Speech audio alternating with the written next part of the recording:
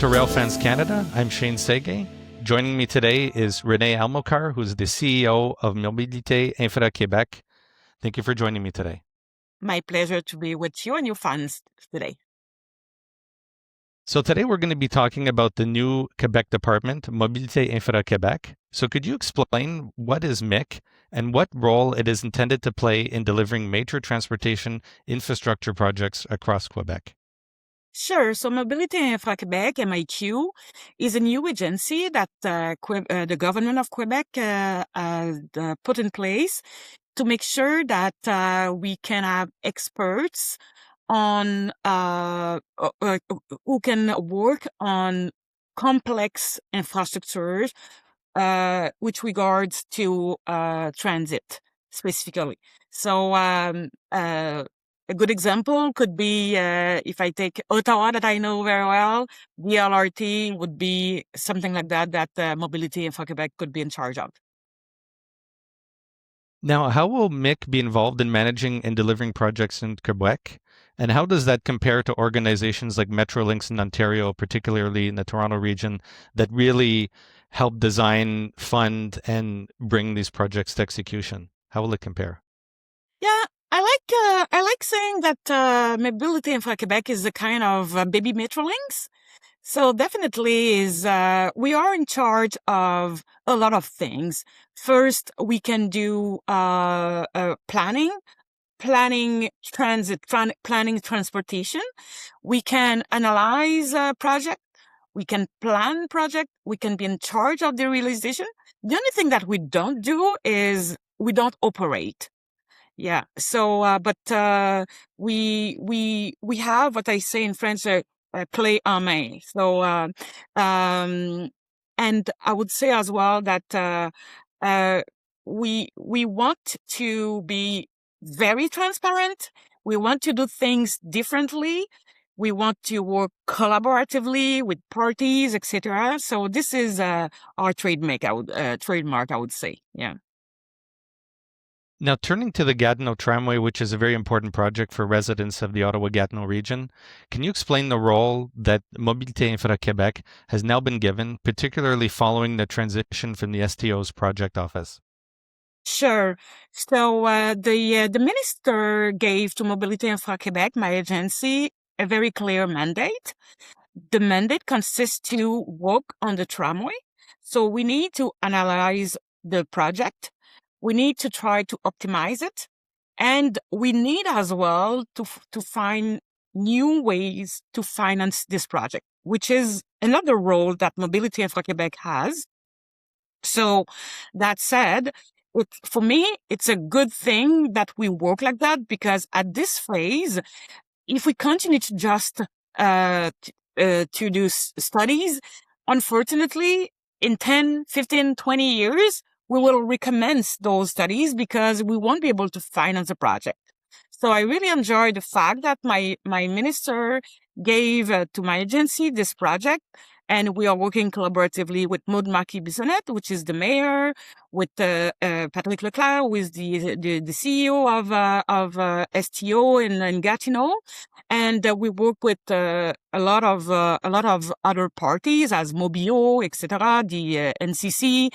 So we want to work with those people, so we are sure, based on science, that we will have the right project for the region, and we can finance this project as well, which is very the key here.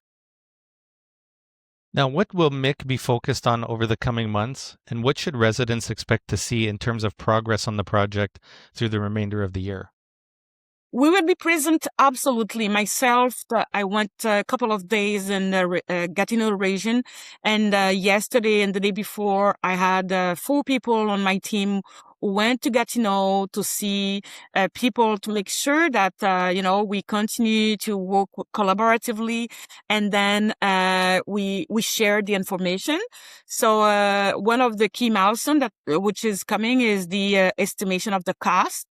So we want to be transparent. We want to know exactly what how much this project will cost, and so if we want to optimize it, we need to know how much does it cost now, and then what kind of optimization we can put in place, and then where we can find the money, etc.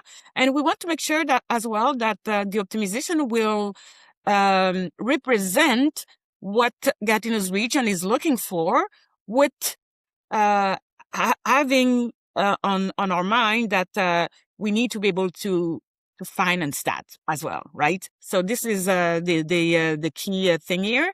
And at the end of November of this year, we should be able to put in place recommendations, and those recommendations for sure will be presented to my minister. But I don't want to do that behind the scene. We'll do that with the mayor. We'll do that with the STO general manager, Patrick Leclerc, et cetera, to make sure that it's not a surprise. And we want to continue as well to inform media, local media, because it's important for me. As you know, me in Ottawa was very transparent. I'm still transparent here in Montreal. So it will be the same thing with the Gatineau's project. Now, given your previous experience leading OC Transpo and your familiarity with both Ottawa and Gatineau's transit systems, how do you view the importance of this project for residents and commuters in the region? I would say that we need to stop seeing Gatineau as a city and Ottawa as another city. I think it's a good opportunity to say we have a big city which combines Gatineau and Ottawa with 1.2 million inhabitants. This is something very, very clear, that with 1.2 million inhabitants, we can talk about big projects for transit, to reduce the congestion, to facilitate people to go from Gatineau to Ottawa, from Ottawa to Gatineau. We know that Mr. Andrew wants to build something for the senators at Plateau-Breton. And how can we bring people from Gatineau to go and see the senators against Montreal? And Montreal will win for sure, by the way. But we need somewhere to be able to, to facilitate that. We need something to be able to bring people from destination A to B. And we need to focus on transit. We need to be able to advocate for public transport. And by having a good transportation, I think that will be possible. So your mandate includes reviewing the project and determining the best path forward. While there has been strong support for a tramway or a rail-based solution, are there other options that MIC is considering as part of this evaluation, or are you focusing primarily on the tramway option? So the mandate that I received is very clear. It's to work on the tramway. That said, absolutely, I work here with experts. So those experts will analyze everything, because we don't want to miss a potential opportunity, right?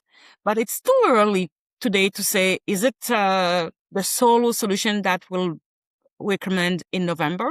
However, the mandate is very, very clear. My team needs to work on the tramway first, but we'll do a scientific study and we'll bring recommendations. And as I said, I will not wait until November to put something at the table. So it won't be a surprise for Gatineau's region. We'll share the information as soon as possible, and we'll work collaboratively.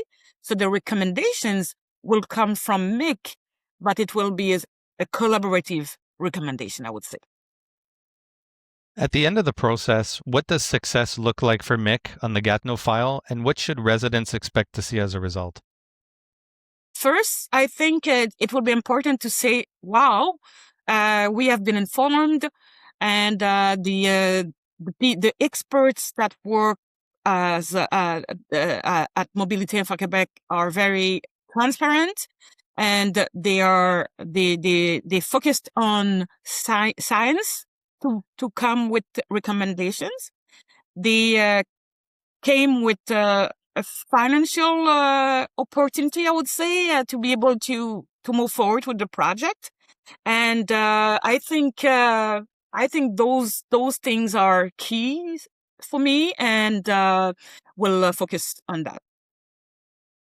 And finally, to close everything here, for residents who have been waiting many years for improved transit in Western Quebec, which reassurance can you offer today that meaningful progress will be made over the next couple months and the years ahead? I would say my passion for transit, for sure. That's why I'm at MIQ because at OC Transpo and before that at STM, I wanted to do more and I couldn't. And I have now this opportunity to work for the government directly for the minister. So, which is a very good opportunity for me to continue to advocate for transit and to work for residents. Absolutely. So I'm here to do a good job. And, when I engage, I deliver.